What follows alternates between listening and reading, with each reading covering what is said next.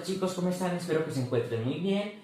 ¿Cómo están esos pioneros? Hoy continuamos con el Manual de Carreño, capítulo número 5, de la moda de conducirnos en sociedad. Artículo 1 de la conversación. 1. Nada hay que revele más claramente la educación de una persona que su conversación. 2. La conversación debe estar siempre animada de un espíritu de benevolencia y consideración que se extienda, no solo a todos los circunstantes, sino también a las personas que no se hallan presentes. 3. La afabilidad y la dulzura son en todas las ocasiones el más poderoso atractivo de la conversación, pero cuando hablamos con una señora vienen a ser deberes estrictos, de que no debemos apartarnos jamás. 4. En ningún caso entremos en discusión con una persona sobre materias que no interesen evidentemente a los demás. 5. Cuando la conversación es general, es una incivilidad el llamar la atención de una persona para conversar con ella a sola. 6. Cuando acontezca que dos personas tomen simultáneamente la palabra, el inferior le cederá siempre al superior, y el caballero a la señora. 8. Las personas de mayor respetabilidad que se encuentran en un círculo son las que principalmente están llamadas a variar los temas de conversación. 9. Nuestro lenguaje debe ser siempre culto, decente y respetuoso, por grande que sea la llaneza y confianza con que podamos tratar a las personas que nos oyen. 10. Es importante poseer una buena pronunciación, articulando las palabras claramente y sonorantemente, sin omitir ninguna sílaba ni alterar su sonido. 11. El tono de la voz siempre debe ser suave y natural, esforzándolo tan solo en aquellas materias que requieren un tanto de calor y energía, cuando es penetrante y despacible. En la mujer, la dulzura de la voz no es solo nuestra buena educación, sino un atractivo poderoso y casi peculiar de su sexo. 12. Así la lentitud como la rapidez es la expresión. Cuando se hacen habituales, son extremos igualmente viciosos y repugnantes. 13. La fisonomía del que habla debe presentar las mismas impresiones que sus ideas han de producir en los demás, así que en ella han de encontrarse los rasgos del dolor si se trata de asuntos tristes y desastrosos, los de la alegría si se trata de asuntos agradables o chistosos, etc. 14. La palabra debe ir acompañada de una gesticulación inteligente y propia, y de ciertos movimientos del cuerpo, que son tan naturales y expresivos, cuando que aquellos representan siempre unas mismas ideas, sea cual fuera el idioma que se hable. Esto téngase presente, en la exageración de este punto es altamente ridícula, y que en especial los movimientos de las manos, cuando exceden los límites de la moderación y naturalidad, comunican a la persona un aire tosco y enfadoso.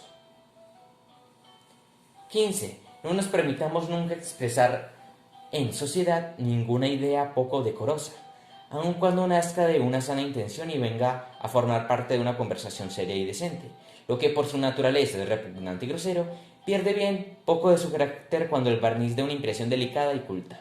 O sea, aunque el mensaje sea grosero, la forma que lo queramos representar siempre va a llegar a ese punto. Así que la forma que quieras representar ese mensaje que tiene un significado grosero, hiriente, sin importar la forma en que lo plantees, igual se va a herir la persona, se van a sentir mal. Así que es mejor evitar eso. 16. Guardémonos de emplear con la conversación palabras o frases que argumentan la impiedad o falta de reverencia a Dios, a los santos y a las cosas sagradas. 17. Es soberanamente chocante y vulgar el uso de expresiones de juramento y de todas aquellas con que el que habla se empeña en dar autoridad a sus asertos, comprometiendo su honor y la fe de su palabra, o invocando el testimonio de otras personas. 18. No está admitido el nombrar en sociedad las diferentes partes del cuerpo, con excepción de aquellos que nunca están cubiertos, pero no especificando el punto exacto. 19. Por regla general deberemos emplear en todas ocasiones las palabras más cultas y de mejor sonido, diciendo, por ejemplo, cuello por pescuezo, mejilla por cachete, puerco por cochino, aliento por respiración por resuello, etc. 10.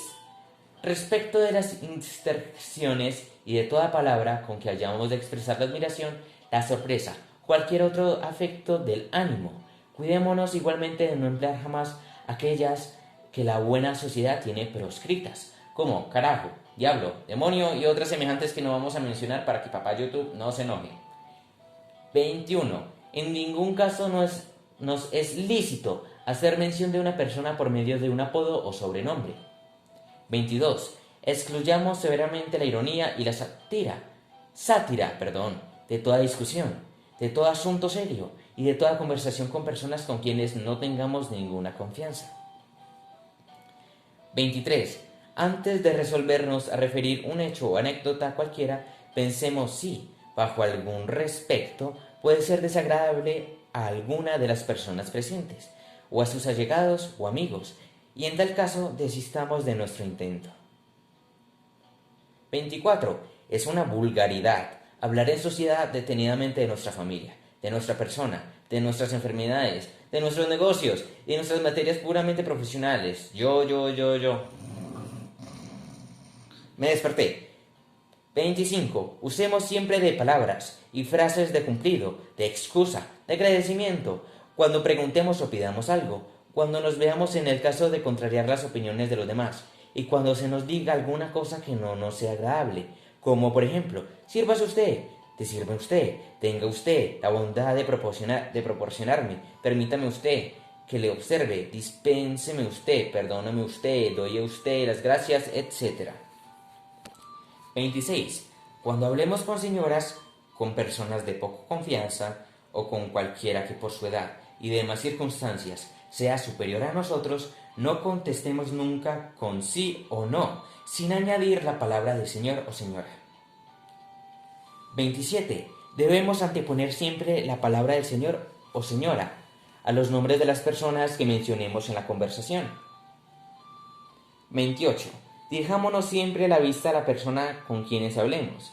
Los que tienen la costumbre de no ver la cara a sus oyentes son por lo general personas de mala índole o de poco roce con la gente.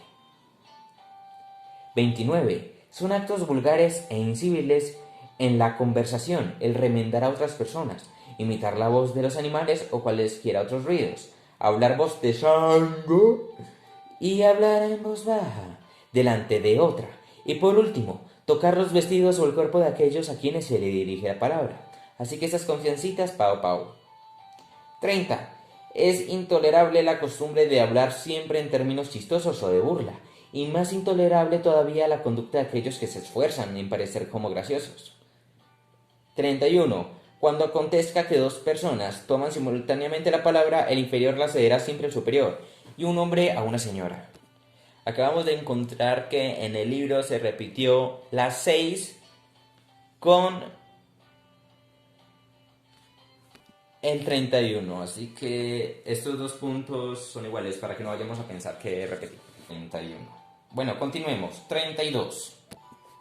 En el caso de conocer que la persona con quien hablamos no nos ha comprendido, guardémonos de decirle, usted no me entiende, ninguna otra expresión de decirle. 33. Cuando una persona se incorpora a un círculo debe abstenerse de inquirir el asunto que se trataba antes de su llegada. 34. Jamás deja de ser molesta y fastidiosa la conversación del que habla con exceso. 35. Es un acto impolítico y altamente ofensivo a la persona que nos habla el manifestar de un modo cualquiera que no tenemos contraída enteramente la atención a lo que nos dice. 36. Cuando una persona con quien tengamos poca confianza nos refiere a algún suceso de que ya estamos impuestos, conduzcámonos en todo caso como si aquel momento lo hubiésemos ignorado. 37. Jamás interrumpamos de modo alguno a la persona que habla. 38. La más grave, acaso, de todas las faltas que pueden cometerse en sociedad es la de desmentir a una persona, por cuanto de este modo se hace una herida profunda a su carácter moral, dejándolo en ridículo frente a su círculo. 39. Cuando la persona que se refiere a un hecho se detenga algunos instantes tratando de recordar algo que ha olvidado y que nosotros sepamos, abstengámonos de auxiliar a su memoria, especialmente si fuera superior a nosotros. 40. Nuestra atención debe corresponder siempre a las miras del que habla o al espíritu de su conversación, manifestándonos admirados o sorprendidos, cuando se nos refiere a un hecho con el carácter de extraordinario. 41. La distracción incluye siempre una grave falta que puede conducirnos a lances de una desagradable trascendencia, por cuando indica generalmente menosprecio a la persona que nos habla. Artículo número 2. De las visitas. 1. Las visitas son indispensables para el cultivo de la amistad, pues por medio de ellas manifestamos a nuestros amigos de la manera más evidente y expresiva cuán grato es para nosotros verlos y tratarlos, así como la parte que tomamos en sus placeres, en sus conflictos y desgracias, y el agradecimiento que nos inspiran sus atenciones y servicios. 2. Las diferentes especies de visitas pueden reducirse a las siguientes: visitas de negocios, de presentación, de ceremonia, de ofrecimiento, de felicitación, de sentimiento, de duelo, de pésame, de despedida, de agradecimiento y de amistad. 3. Son visitas de negocios, todas las que se hacen con el exclusivo objeto de tratar sobre un negocio cualquiera. De ahí viene su nombre. 4. Son visitas de presentación, las que hacemos con el objeto de ser introducidos al conocimiento y amistad de otras personas. 5. Las visitas de ceremonia son actos de rigurosa etiqueta, que tienen generalmente por objeto cumplimentar a personas de carácter público en muchos y variados casos. 6. Son visitas de ofrecimiento, las que una persona hace a sus amigos para participarles que ha tomado estado, que ha nacido un hijo o que ha mudado de habitación, etc. 6. Son visitas de felicitación, las que hacemos a nuestros amigos en señal de congratulación. 8. Son visitas de sentimiento, las que hacemos a nuestros amigos con una manifestación que le hacemos para tomarnos en sus sufrimientos. 9. Son visitas de duelo, las que hacemos a nuestros parientes y a nuestros amigos de confianza, en señal de que nos identificamos con ellos en su dolor, cuando han experimentado o llegado a saber la pérdida de un miembro de su familia. 10. Son visitas de pésame, las que hacemos a nuestros amigos pasado el día de la inhumación del cadáver de la persona que han perdido. Son visitas de despedida, las que hacemos a nuestros amigos cuando vamos a ausentarnos del lugar en que nos encontramos, con el objeto de pedirle sus órdenes. 12. Son visitas de agradecimiento, las que hacemos a aquellas personas que quienes hemos recibido servicios de alguna importancia. 13. Por último, son visitas de amistad, todas aquellas que hacemos a las personas con quienes estamos relacionados, sin ningún motivo especial. 14. Las visitas a horas de comer son casi siempre inoportunas. 15. No entremos nunca en una casa aunque la visitemos con frecuencia y tengamos en ella suma confianza, sin llamar previamente a la puerta y quitarnos el sombrero.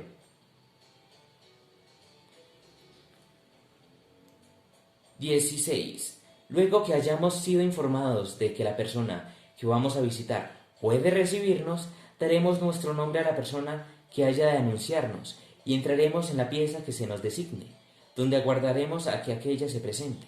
Durante este espacio de tiempo permaneceremos sentados a mayor distancia posible de los lugares donde haya libros o papeles, y de manera que nuestra visita no pueda dirigirse a ninguno de los sitios interiores del edificio. Al presentarse la persona que viene a recibirnos, nos dirigiremos hacia ella y la saludaremos, cortés y afablemente, sin adelantarnos nosotros a darle la mano. Luego pasaremos a sentarnos, lo cual haremos en el sitio que ella nos indique, sin precederle en este acto, y guardando cierta distancia de manera que no quedemos demasiado próximos a su asiento. 18. Si la persona que visitamos fuere para nosotros muy respetable y nos excitare a sentarnos a su lado, no lo haremos en el lugar más honorífico, sino después de haberlo rehusado por una vez. Conviene desde luego saber que el lugar más honorífico en una casa es al lado del derecho de los dueños de ella, y preferentemente el de la señora. 19. Cuando la persona que vayamos a visitar se encuentre en la sala de recibo con otras personas, al presentarnos, nosotros haremos una cortesía a todos los circunstantes. Sin detenernos, nos dirigimos a aquella y la saludaremos especialmente. Haremos de nuevo una cortesía a todos los demás y luego tomaremos asiento. 20. Cuando nos encontremos de visita en una casa y entre otra persona, nos pondremos de pie y no tomaremos asiento hasta que ella no lo haga. Y no tomaremos asiento hasta que ella no lo haga. ¿Listo? 21. Solo en una casa de mucha confianza podremos apartar el sombrero de nuestras manos para colocarlo en un lugar cualquiera de la pieza de recibo, sin ser a ello excitados por los dueños de la casa. Nuestro continente y todas nuestras palabras y acciones deben estar siempre en armonía con el grado de amistad que nos una a las personas con las cuales vamos a visitar y adaptarse prudentemente y delicadamente a la naturaleza de la visita que hacemos. No nos pongamos nunca de pie para examinar cuadros, retratos, etc., ni tomemos en nuestras manos ningún libro ni otro objeto alguno de los que se encuentren en la sala de recibo, si no somos a ello excitados por los dueños de la casa. 24. Nuestras visitas a las personas con quienes no tengamos confianza deben ser siempre de corta duración, así como las que hagamos en las casas de los enfermos, donde además nos conduciremos de manera que bajo ningún respecto nos hagamos molestos, y aun limitándonos, si es posible, a saludar y ofrecer nuestros servicios. 25. Si durante la visita que hacemos recibiere una carta a la persona que visitamos, retirémonos dentro de pocos momentos, a no ser que ella misma nos inste, porque nos quedemos manifestándonos que la carta no contiene nada de importancia. 26. También nos retiraremos inmediatamente de una visita cuando entrare otra persona y notaremos de algún modo que los dueños de la casa desean quedarse a solas con ella. 27. Cuando nos encontramos a solas con una persona muy superior a nosotros, a quien estemos haciendo visita, y llegue otra persona que sea también para nosotros muy respetable, nos retiraremos inmediatamente, aprovechando el momento en que nos hayamos puesto de pie al entrar la nueva visita. 28. Siempre que encontrándonos de visita en una casa ocurriese en ella algún accidente que llame seriamente la atención de sus dueños, retirémonos al punto si no podemos prestar ninguna especie de servicios. 29. En todos los casos en que se nos manifieste deseo de prolongarnos nuestra visita, daremos una muestra de agradecimiento o tan obsequiosa excitación, quedándonos sin instancia un rato más, pero después de esto no cederemos otra vez, si ya hemos dado a nuestra visita una duración excesiva. 30. Una vez puestos de pie para terminar nuestra visita, despidámonos especialmente de todos los dueños de la casa. Hagamos una cortesía a los demás circunstantes y retirémonos enseguida, sin entrar ya en ninguna especie de conversación. 31. Procuremos que las personas que nos visiten, sin excepción alguna, se despidan de nosotros plenamente satisfechas de nuestra manera de recibirlas, tratarlas y obsequiarlas, haciéndoles por nuestra parte agradables todos los momentos que pasen en sociedad con nosotros. 32. Cuando se nos anuncie una visita y no nos encontremos en la sala de recibo, no nos hagamos esperar, sino por muy breves instantes, a menos que alguna causa legítima nos obligue a detenernos un rato, lo cual haremos participar a aquella inmediatamente, a fin de que nuestra tardanza no la induzca a crecer desatendida. 33. Luego de que estemos en disposición de presentarnos en la sala de recibo, nos dirigiremos a la persona que nos aguarda, la saludaremos cortés y afablemente y la conduciremos al asiento que sea para ella más cómodo. 34.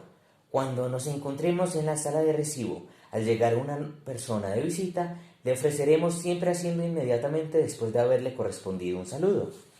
35. Cuando seamos visitados en momentos en que nos encontremos afectados por algún accidente desagradable, dominemos nuestro ánimo y nuestro semblante, y mostrémonos siempre afables y joviales. 36. Si la persona que nos visita quisiere retirarse a poco de haber recibido nosotros una carta y temiéramos que lo haga tan solo por esta consideración, la excitaremos a que se detenga y aún le instaremos, si el contenido de aquella no nos impone algún deber que tengamos que llenar sin demora. 37. Al retirarse una persona de nuestra casa, la acompañaremos hasta la puerta de la sala, si tenemos otras visitas, y hasta el portón si estamos solos. 38. La persona que acompaña a otra persona que se despide cuidará de ir siempre a su izquierda, y si son dos las personas acompañantes, se situará una a su izquierda y otra a su derecha. 39. En todos los casos en que hayamos de acompañar hasta el portón y una persona que se despide, podemos hacerle el obsequio, bien por respeto o por cariño, de seguir con ella hasta la puerta de la calle. Respecto de una señora o de cualquier otra persona muy superior a nosotros, este acto es siempre obligatorio. Artículo número 3. De la mesa. Primera sección. De la mesa en general. 1. La mesa es uno de los lugares donde más clara y prontamente se revela el grado de educación y de cultura de una persona, por cuanto son tantas y de naturaleza tan severa y sobre todo tan fáciles de quebrantar las reglas y las prohibiciones que en ella están sometidas. 2. Según esto, jamás llegará a ser excesivo el cuidado que pongamos en el modo de conducirnos en la mesa, manifestando en todos nuestros actos aquella delicadeza, moderación y compostura que distinguen siempre en ella al hombre verdaderamente fino. 3. No tomemos nunca asiento en la mesa antes de que lo hayan hecho nuestros padres, o cualesquiera otras personas de mayor respetabilidad que nosotros, de quienes estamos acompañados, a menos que ellos nos den el permiso. 4. Situémonos a una distancia conveniente de la mesa, de manera que no quedemos ni muy próximos ni muy separados, sin inclinarnos hacia adelante, más de lo que sea indispensable para comer con comodidad y aseo. 5. Al adentrarse a la mesa, cada persona toma su servilleta, la desdobla y la extiende sobre las rodillas, teniendo presente que ella no tiene ni puede tener otro objeto que limpiarse los labios, y que el aplicarla a cualquier otro uso es un acto de muy mala educación. 6. No apoyemos nunca en la mesa todo el antebrazo, ni en ningún caso pongamos sobre ella los codos, y téngase presente que es un acto que manifiesta poca cultura, el dejar caer sobre las piernas una mano, en tanto que se hace uso de la otra para comer o beber. 7. No nos reclinemos en el respaldo de nuestro asiento, ni nos apoyemos en el de los asientos de las personas que tengamos a nuestro lado, ni toquemos a estas sus brazos con los nuestros, ni estiremos las piernas, ni ejecutemos, en fin, otros movimientos que aquellos que sean naturales y absolutamente imprescindibles. 8. Jamás nos pongamos de pie, ni extendamos el brazo por delante de una persona o hacia delante en con tal de alcanzar algo que esté distante de nosotros, o de pasar un plato a cualquier otra cosa. Valgamos en todos los casos de los sirvientes o de las personas que se hallen a nuestro lado, cuando éstas tengan muy a la mano lo que necesitamos. 9. La cuchara y el cuchillo se manejan invariablemente con la mano derecha, mas en cuanto al tenedor, tan solo podrá manejarse con la derecha, cuando se tomen comidas que no necesiten ser divididas con el cuchillo. 10. Nos incurramos cuando en la grave falta de llevar el cuchillo a la boca. Esto no tiene en general otro uso que el de dividir y servir las comidas sólidas con el auxilio del tenedor, y el de subdividir de la misma manera la parte de estas comidas que viene a nuestro plato.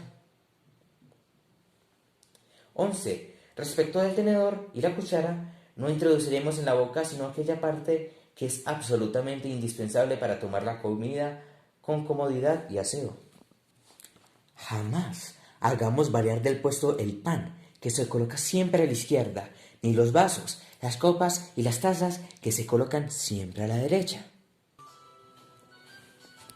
13.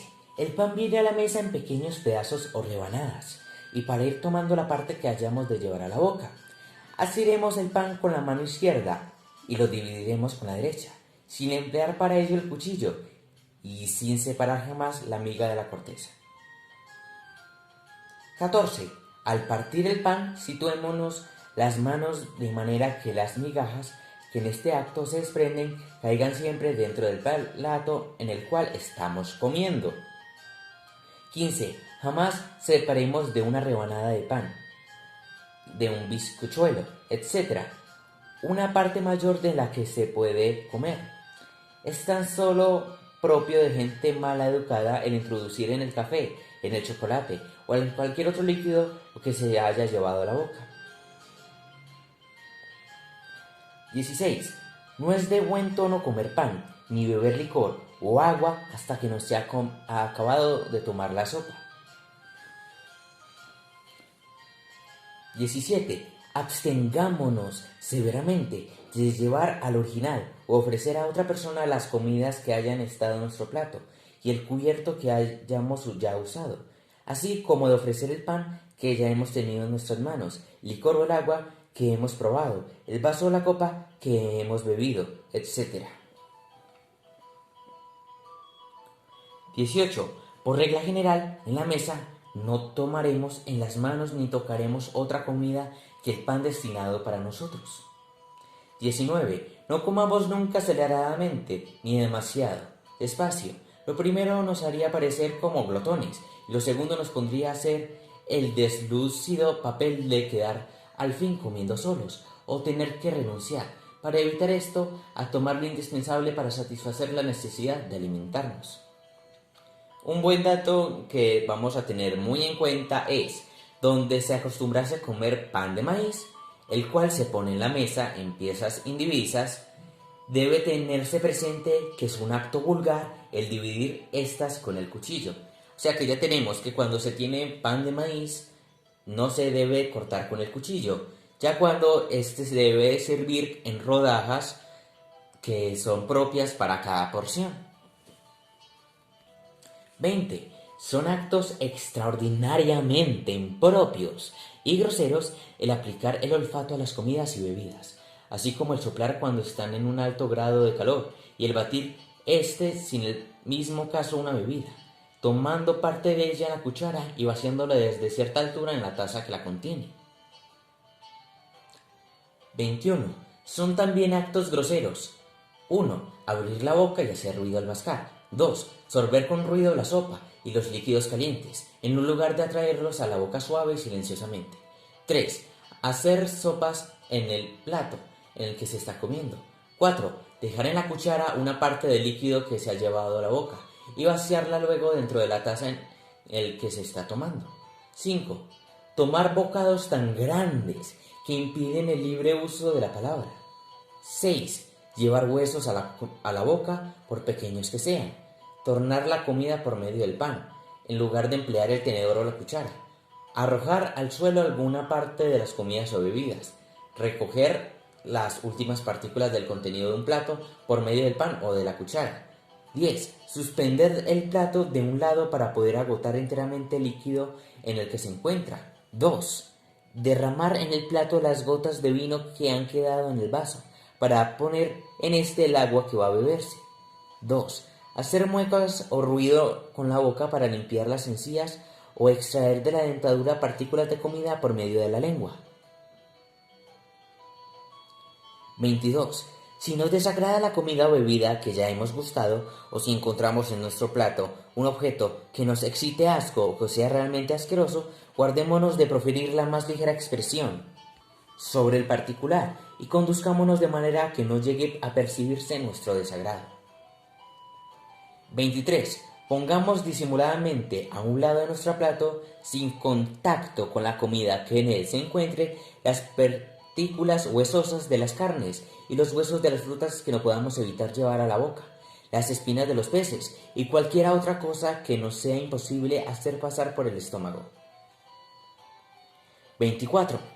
Jamás usemos para nada de la orilla del plato, la mantequilla, la sal y todo lo demás que nos sirvamos para acompañar la comida principal. Lo pondremos siempre dentro del plato, en el extremo de su concavidad. 25. Cada vez que en el acto de comer hayamos de abandonar accidentalmente alguna de las piezas del cubierto, la colocaremos dentro del plato, de manera que el mango descanse sobre la orilla de este, y cuando hayamos de abandonar a un mismo tiempo el tenedor y el cuchillo, tendremos además el cuidado de cruzarlos, poniendo el primero debajo del segundo. 26. Luego que hayamos tomado lo bastante de nuestro plato, dejaremos dentro de él el cubierto de que nos hayamos servido, poniendo el tenedor y el cuchillo juntos con el mango hacia nosotros, por ser este el signo que indica a los sirvientes que deben mudarnos todo esto. 27. Jamás bebamos licor o agua cuando tengamos aún ocupada la boca con alguna comida, a menos que sea completamente necesario. 28. No olvidemos nunca limpiarnos los labios inmediatamente antes y después de beber licor o agua, y cada vez que advirtamos no tenerlos completamente aseados, pero jamás nos ocurra emplear para esto el mantel, pues en el caso de no tener una servilleta, deberemos usar un pañuelo que mantendremos sobre nuestras rodillas. 29. En el acto de beber, ya sea licor o agua, fijemos la vista en el vaso o en la copa, y no la dirijamos nunca hacia ninguna otra parte. Es de mala educación. 30. Siempre que nos veamos en la forzosa necesidad de toser, estornudar, eructar o sonarnos, pensemos que estos actos son infinitamente más desagradables en la mesa que en ninguna otra situación, y procuremos, por tanto, ejecutarlos de la manera menos que llame la atención de los demás, volviéndonos siempre a un lado para que no nos queden de frente las viandas en tales momentos. 31. En cuanto a escupir y esgarrar, ya puede considerarse cuán contrarios serán estos actos a la severidad de la mesa, cuando están enteramente prohibidos en todas las demás situaciones sociales. 32. No hablemos jamás a los sirvientes en tono imperativo y acre, ni los riñamos en ningún caso, por graves que sean los desaciertos que cometan en la manera de servir en la mesa. 33.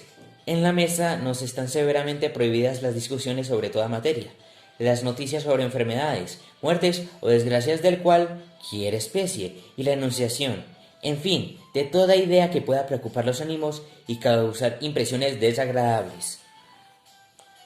34. Es una imperdonable grosería el separar del pan una parte de su miga, para traerla entre las manos y jugar con ella, y sobre todo el formar pelotitas y arrojarlas a las personas o a cualquier otro objeto. 35. Para levantarnos de la mesa, esperaremos a que se ponga de pie la persona que la presida, a menos que por algún accidente tengamos que retirarnos antes, lo cual no haremos, sin embargo, sin manifestar a los demás la necesidad que nos obliga. Segunda sección, del modo de trinchar y del servicio en la mesa. 1. Es un punto importante de la buena educación el saber trinchar, servir a los demás y servirse a sí mismo, pues nada hay más desagradable que ver a una persona que sirve un plato intempestivamente, que hace saltar el trinchero a las comidas sólidas, que derrama líquidos, que distribuye los manjares en cantidades excesivas, que aparece, en fin, en tales actos llena de perplejidad y de embarazo. 2. Debe tenerse un especial cuidado el no ser, vivir o nunca un plato fuera de la oportunidad de vida. Y bien, que en este punto haya alguna variedad. No por eso bien que esté en este punto alguna variedad. No por eso dejan de existir reglas que tienen generalmente una aplicación uniforme y constante, las cuales pueden reducirse a las dos siguientes. 1. Después de tomada la sopa, se sirve el pescado, los pasteles y los demás platos que necesitan el uso principal de la cuchara. Y al fin, los platos fuertes, las ensaladas y la caza. 2. En los postres se sirven en primer lugar las frutas crudas, en segundo lugar los laticinios, en tercer lugar las tortas y demás preparaciones de harina, en cuarto lugar las compotas, frutas secas, etc., y por último los dulces. 3. Jamás nos pongamos de pie, ni para trinchar ni para servir. Este es un acto que reúne a la vulgaridad e inelegancia, la circunstancia de ser extraordinariamente molesto y fastidioso para las personas que se encuentran inmediatas. 4. Para trinchar un ave, se principia por separar de ella el ala y el muslo, prendiéndola y asegurándola con el tenedor e introduciendo acertadamente el cuchillo en las articulaciones. Y ejecutada toda esta operación, se va cortando longitudinalmente rebanadas delgadas de la parte pulposa, la cual ha quedado ya descubierta y desembarazada. 5. De las aves pequeñas se deja el caparazón en el trinche y se sirven los cuartos y la pulpa, teniendo en cuidado el dividir previamente aquellos por las articulaciones, pero de las aves grandes tan solo se sirve la pulpa, dejando todo lo demás en el trinchero. 6. Las viandas de carnicería se dividen en rebanadas delgadas a través de las fibras musculares, pero de una pieza que trae huesos adheridos. Se cortan también rebanadas longitudinales, cuando se hace difícil el corte transversal. 7. El jamón, aunque contiene un hueso, no se corta jamás longitudinalmente, sino en rebanadas transversales muy delgadas, y dejando a cada una de ellas la parte de grasa que naturalmente saca en el corte. 8. Las rebanadas de todas estas piezas se sirven con el tenedor, auxiliado siempre del cuchillo, pero no será el principal el cuchillo. 9. El pescado no se sirve con el cuchillo. La parte que ha de ponerse en cada plato se toma con una cuchara o con una llana de plata, a propósito para este objeto. 10. Para servir un pastel, se corta con el cuchillo la parte de pasta correspondiente al relleno que se va a servir, y todo ello se pasa al plato por medio de la cuchara, cuidando de poner en este la pasta sobre el relleno. 11. Todos los demás platos se sirven por medio del tenedor y el cuchillo, o de la cuchara, según la naturaleza de cada uno, y cuando es necesario auxiliar la cuchara, esto se hace con el tenedor. Ya tenemos que cuando el plato se va a servir con el tenedor, se auxilia con el cuchillo, y cuando el plato se sirve con la cuchara, se auxilia del tenedor. 12. La forma de las partes que se tomen de un original y la colocación que se les dé en cada plato al servir deben ofrecer siempre una apariencia agradable a la vista. 13. La sal y la salsa se toman con una cuchara, que acompaña siempre al salero y a la salsera, y el azúcar con unas pinzas que acompañan al azucarero. La sal puede tomarse, a falta de la cucharilla, con un cuchillo, que aún no se haya empleado en ningún otro uso. 14. Cuando vayamos a servir de un plato a todos los circunstantes, tengamos presente el número de estos, a fin de arreglar las proporciones, de manera que no llegue a apurarse el contenido del plato antes que todos lleguen. 15. Sirvamos siempre los platos con la delicadeza que es propia de la sobriedad, que en todos debemos suponer, y seamos en esto todavía más escrupulosos respecto de las señoras, para quienes sería un verdadero insulto el presentarles los manjares en cantidades excesivas. 16. Siempre que nos toque servir a los demás, cuidémonos de destinar a las señoras y demás personas a quienes se da especial respeto aquellas partes de los manjares que sean más agradables y más fáciles de comerse. En este punto voy a repetir, no estoy del todo de acuerdo con este punto al decir que hay que abstenerse de servirle la parte del manjar más agradable a una señora. Otro punto que me parece machista, así que no estoy de acuerdo con eso. Y continuamos. 17. Cuando circule un plato común, un caballero no se servirá a sí mismo antes de haber servido a la señora que tenga a su lado. Eso sí me parece muy bien. 18. En la mesa no se hace jamás una segunda excitación para tomar de un manjar, y mucho menos de un licor. La persona que apetezca lo que ofrecemos lo aceptará desde luego, y si no lo acepta es prueba de que le haríamos un mal, lejos de un obsequio obligándolo a tomarlo. 19. No nos sirvamos nunca demasiado de ningún manjar, aun en la mesa de familia. Vale más servirse 2 veces que ofrecer a los demás la desagradable impresión que produce siempre un plato servido en exceso. 20. No nos pongamos nunca en nuestro plato ni a un mismo tiempo, ni sucesivamente, diferentes comidas que hayan sido preparadas para ser servidas separadamente. 21. Jamás nos sirvamos mayor cantidad de licor o agua que aquella que vayamos a tomar de una vez. 22. Es sobremanera impropio que nos sirvamos o sirvamos a otra persona licor o agua hasta llenar enteramente el vaso o la copa. 23. Al poner en una taza café o cualesquiera otro líquido, hagámoslo de manera que no llegue nunca a rebosar. 24. Cuando una persona sirva alguna cosa, ya sea a petición nuestra o por ofrecimiento espontáneo, le daremos las gracias en breves palabras, haciéndole al mismo tiempo una ligera inclinación de cabeza. Artículo número 4. Del juego. El juego es como la mesa, una piedra de toque de la educación. El amor propio ejerce en él un imperio tan absoluto. Tenemos tal propensión a enfadarnos cuando nuestra habilidad queda vencida por la de los demás, y es tan natural que nos sintamos contentos y satisfechos cuando salimos triunfantes, que si no hemos adquirido el hábito de dominar nuestras pasiones, si no poseemos aquel fondo de desprendimiento, generosidad y moderación que es inseparable de una buena educación, imposible será que dejemos de incurrir en la grave falta de aparecer mustios y mortificados en los reveses del juego, y de ofender el amor propio de los contrarios, cuando los vencemos, manifestando entonces una pueril y ridícula alegría. 2. La buena educación se manifiesta en el juego, en todas aquellas finas y generosas demostraciones que hacen entre sí las personas que juegan, por medio de las cuales da a conocer cada una de ellas que solo la anima al deseo de pasar un rato de honesto entretenimiento, y que no pone por tanto grande ahínco en salir triunfante, ni menos pretende hacer ostentación de su habilidad y su talento, ni oscurecer y deprimir la habilidad y el talento de los demás. 3.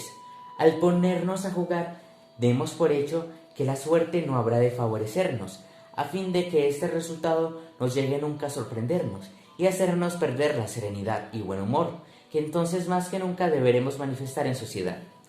4. Las discusiones que suelen suscitarse en el juego no toman jamás, entre la gente fina, un carácter de seriedad e importancia que pueda elevarlas al grado de calor de los altercados. 5. No nos entreguemos exclusivamente al juego, en reuniones que tengan también por objeto otros entretenimientos. Bueno chicos, espero que les haya gustado el audiolibro. Este fue el más largo de Manual de Carreño, así que espero que les haya gustado. Felicitaciones por haber llegado hasta aquí. Díganme qué punto les gustó más, cuál no conocían, cuál ya conocían, qué les sorprendió, qué van a poner en práctica. Díganme todo y dejen sus likes, suscríbanse, dejen temas de interés en la caja de comentarios. Y sin decir más, hasta la vista, pioneros.